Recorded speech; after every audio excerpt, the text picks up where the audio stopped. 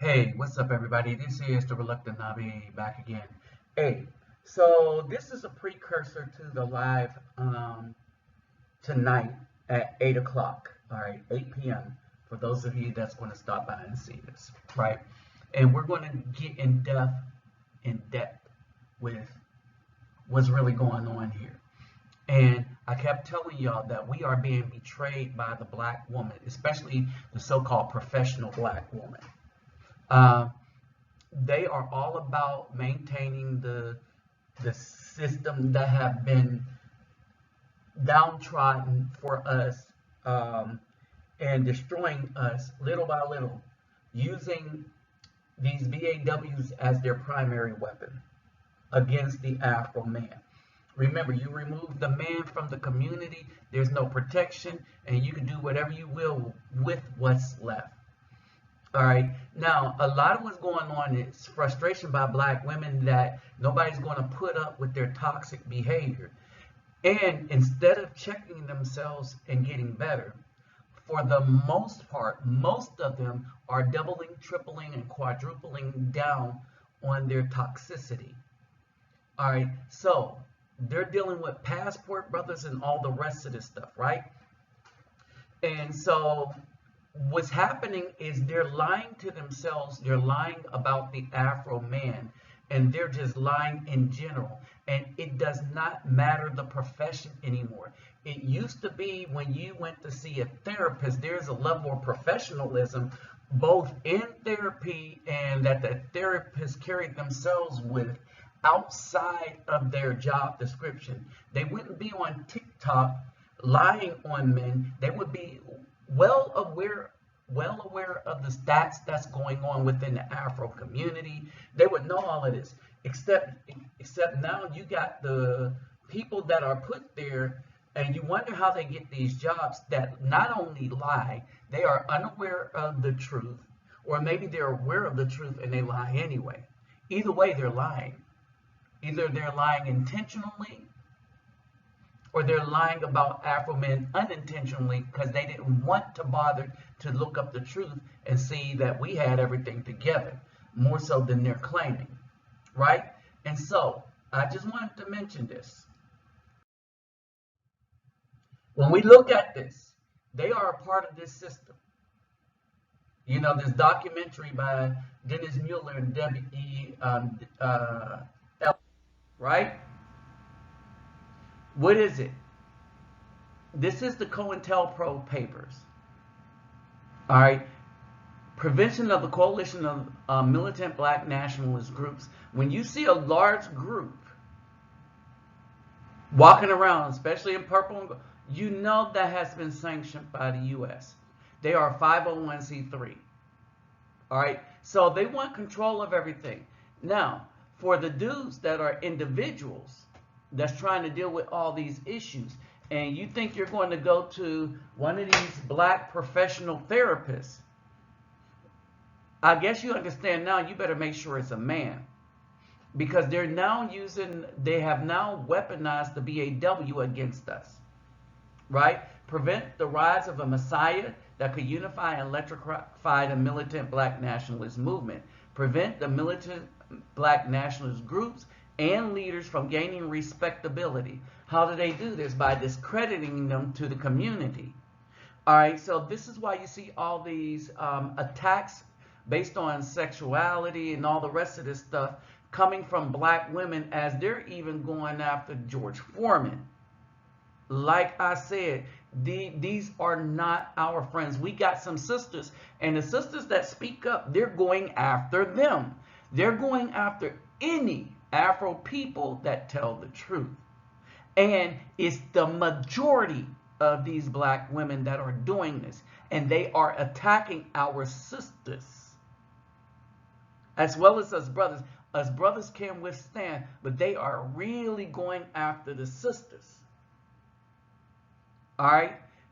And we're talking about the ones that are not wishy-washy, the ones that are not on the fence, the ones that are fully supporting the Afro man.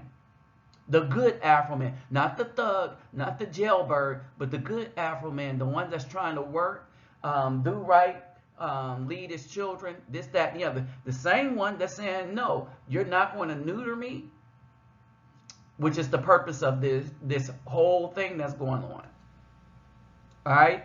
And their final goal is to prevent the long-range growth of militant black nationalist organizations, especially among the youth.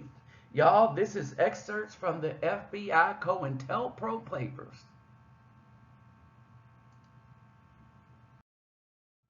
All right. Now, let me pause. And so this will begin at 8 this evening. 8 this evening. All right. Now, for those that want to help out this channel and what we do out in the community, my PayPal, me, and Cash App will be in the description box. If you want to really know what I do, go to my TikTok right here at reluctantnabi, and just look at the pinned videos at the top. All right, and you'll see what I'm about, with what, not with, what all of this is about. As for me, this platform is a platform I use to make brothers aware of what's going on, and I deal primarily with brothers simply because if we brothers can get it and get the right females, we can rebuild a community minus these toxic women that's getting into these mental health industries trying to rip us apart. All right, now let's get to the crust of this. This woman was fired because she, as a psychologist, went to this article in Psychology Today. A lot of black women went to it. And this dude in here were saying a lot of men, not black men. He said a lot of men, and when he's speaking in Psychology Today as a white professional, he's not talking about us Afro brothers at all, right? And so they're talking about these trends on dating apps, right? And that's what this is all about. So that's what we're going to get into here. And I have the links, right? I'll put them in the description box. But the dating apps, he's talking about dating apps and TikToks, not a survey he did of men saying that we're lonely. No, men want to be alone because we don't trust women. Afro men especially don't trust black women. We see them as something very, very toxic, and we see them as adversaries to good Afro men. We see them as the right hand of supremacy. So we are getting passports. And so understand this, the brothers are getting passports, so we're not lonely. We're just taking, we're coming and we're working by ourselves in the United States, saving up our money, getting passports, and we're leaving. And the same black women who's trying to say we're lonely are really the lonely ones. And we notice it because they're attacking men that got their passports and said, F the so-called black community run by black women. F it. It's not our community. They're not our children, and those of us who have children, we're taking care of them. That all they wanted was money and the benefits, so we got them that. They didn't want fathers, so F them. Okay? They're talking about relationship standards solely from the point of view of women, but it's the men that choose the women for long-term relationship. It's the women that choose who they spread their feet to. All right? And so, no, we don't want no 304s. No. We don't want no women where size matters. Because what does that mean? They have been so worn out by the eggplant and different size, varying sizes, to include the natural eggplants and the ones that are in the adult entertainment stores. All right? They're no good for the average brother that's hardworking and stuff. We don't want that. And so, they are starting to realize that it isn't that they don't want us. We know they didn't want us because we were good dudes. They said so themselves. So they got run through by thugs. But now that they're worn out, as we are coming into our own, we don't want them. And we can travel elsewhere to get something better and take that risk. because it's less of a risk. So this is the woman, and we'll explain all these later. This is what this dating app is talking about. And this woman took it from the average men on dating apps and on TikTok and tried to make it as if it was a regular study, which it is not. It was talking about online platforms that has a bias towards females because it's the females that get the men to pay for them. Females don't have to pay for these online things. All they have to do is sucker men in to pay for them, and then they only pick the top 10. They only swipe right or whatever the swiping thing. They only 14% of the time. All right, so that should tell you something. Their standards haven't risen. They have no standards. They're all worn out. They're just picking the next dude they want to come tap that and wear it out some more. It's the men that have the standards that says we're not going to put up with it anymore. Okay, so the whole point of this psychology, these therapy system, is to pacify and reprogram Afro men for the supremacist system. So instead of fighting against what's wrong, they want us to cope with what's wrong without fighting against it, without raising up, without saying that, okay, there comes a time where the talking is over. That's the purpose of these women. That's what they're working to. And that has not been good for our community.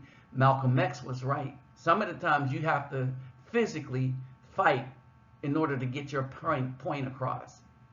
They know you're going to sacrifice at that point to get your point across, if it's a righteous one.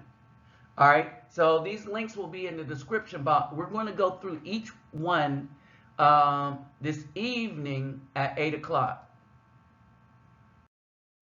Okay, and so basically the oxymoron, men don't go to therapy, but she says that 90% of her clients are Afro black men.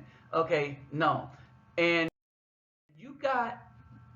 you have a lot of women coming in on this, like this Crimson, a lot of women are speaking to it. A lot of older women are speaking to it, but here's the problem with that. Even with the Crimson Cure, right? They're not, their words are good. We appreciate them, but they're empty because they're not in the market.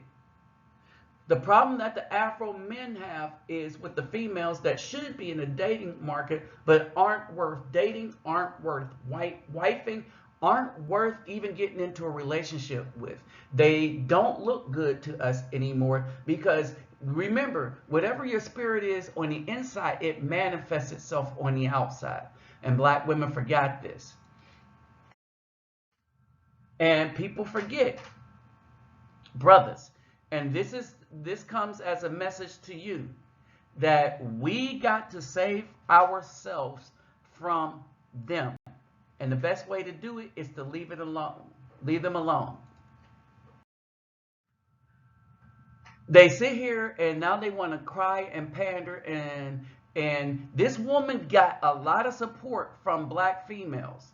A lot of support. Millions of females are supporting her and her toxicity towards the Afro men. No, they can all hit that wall. All right? They can all hit that wall. Remember, those that saying, yeah, the men have to change, are the very ones we are leaving alone. And apparently we don't have to change nothing, because once we leave them and let them hit that wall by themselves in the United States, when we go outside of the United States, we are finding love, we are finding fun, we are finding a fulfilling life as Afro men. No, we don't need them 304s. With that said, hold on. 8 o'clock tonight, we're going to talk about this in depth. 8 o'clock tonight. With that said, I'm out. Oh, don't forget to like, share, subscribe, and when you subscribe, click the notification bell. And hit them thumbs up. All right, I'm out.